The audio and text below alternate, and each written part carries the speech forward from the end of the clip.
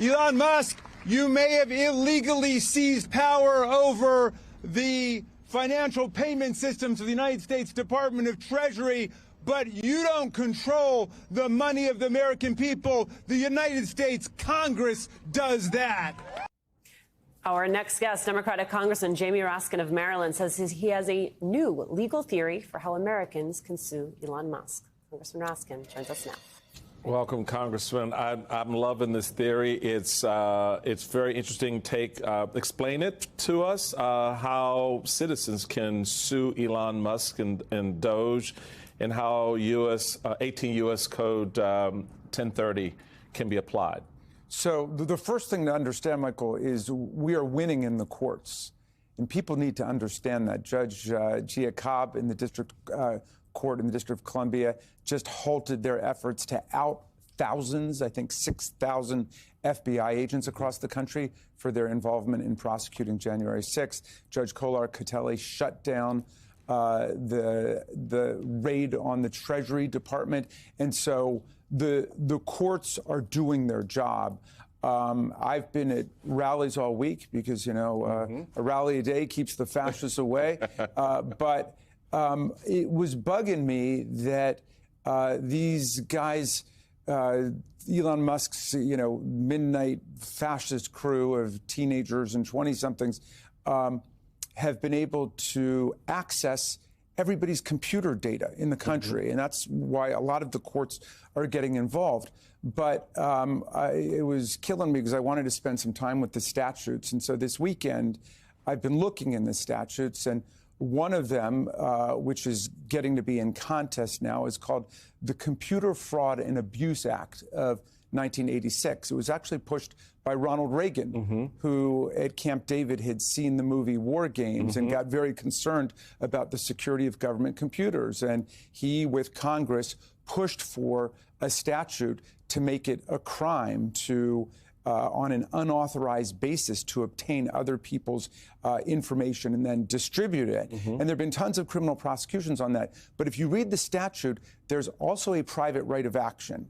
So if you are a citizen and you can integrate this with taxpayer privacy data statutes, if you are a citizen whose private data has been compromised through a breach of government computers, you can actually sue for damages. So what I'm thinking about and talking to my friends at Democracy Defenders and other lawyers about is, could there be a nationwide class action lawsuit to follow up on last week's victories against Musk, against the Trump administration for this breach in computer security and the data of all American taxpayers? It could be a class action suit on behalf of all Americans. If the Proud Boys and the Oath Keepers want to opt out and they don't want their part of the money for the contamination of their data, fine, they can opt out. But really, it's a suit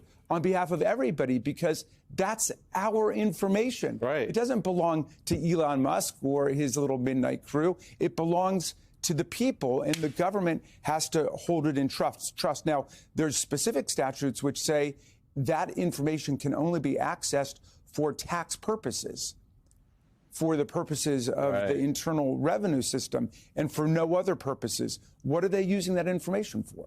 Can I just say, Congressman Chairman, I made a decision not to go to law school, and somehow you have me reading U.S. code on a Sunday morning. It's a good day when you do that. Thank you. Thank you for the free education. I mean, what's interesting to me is the Nobody Elected Elon Musk Act that you and your colleagues are putting forward. It's one of several pieces of legislation promoted by Democrats to try to hold Elon Musk accountable. Here's the question. Have any of your Republican colleagues showed any interest in joining you in this effort toward accountability?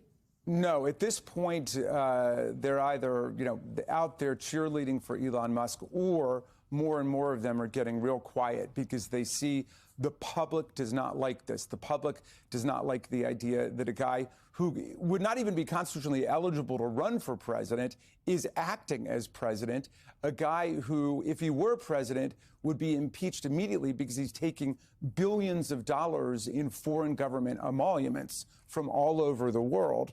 And some people have actually been talking about impeaching President Elon Musk right now, on the theory that he's usurped the powers of the presidency. So I think a lot of the Republicans are just going to wait and see which way this goes. You know that there are a lot of very right-wing MAGA Republicans like Steve Bannon who are completely opposed to Elon Musk and what he's doing. Bannon has called him a truly evil person. And Laura Loomer has warned of what they're trying to do in terms of creating a techno-state monarch in the new century. Obviously, Elon Musk has much bigger plans than Donald Trump, who, we know just wants to become the richest person in the world and get all the attention. But Elon Musk would really like to completely overthrow our system of government and move us into some kind of techno monarchy under the geniuses of Silicon Valley. I find it fascinating that in all of this, no one's really leveled up the fact, you just touched on it, Congressman, that Elon Musk is a government contractor, right? Spending billions of dollars. Billions of dollars of government 18 plus individual contracts with the U.S. Why aren't we exposing those people? What's in those contracts? Because DOGE is not going to look at those contracts. Yeah. Well, so why doesn't Congress say, look, okay, Mr. Musk, we want to call you in to have a conversation about your contracts because you are a federal contractor. You can be a special purpose, whatever. In other words, how does Congress deal with someone like Musk, who, as you noted, is using the White House, the authority given to him by Donald Trump? It all flows back to Trump, by the way. But he's using that to push out and basically dismantle our government. And it's seemingly he's getting away with it. And Congress is kind of like, well. No, he's not getting away with it. I mean, he is getting brought down, cut down to size every day in court, whether it's at the Treasury Department, FBI, with the Department of Justice. And the reality is that he is a huge government contractor. He collects billions of dollars from the U.S. taxpayers, and he has an obligation right now under federal legislation to file his ethics disclosure forms. And we haven't seen those ethics disclosure forms. Are there conflicts there between what he's doing and his contract? There are radical conflicts of interest. For example, then suspend the contracts. Well, there we go. I mean, the problem is the executive branch right now is not enforcing that process, but we're going to have to make them do it through the judicial branch and by Congress. But there are radical conflicts of interest. He is overseeing his own government contracts. He keeps talking about waste, fraud, and abuse. How about the waste, fraud, and abuse that was being investigated with Elon Musk in China by AID, which led him in his, outrageous destruction of foreign aid, which is coming back to haunt U.S. foreign policy. Now you know why, folks, he's going after USAID, because USAID was calling him out. Congressman Raskin.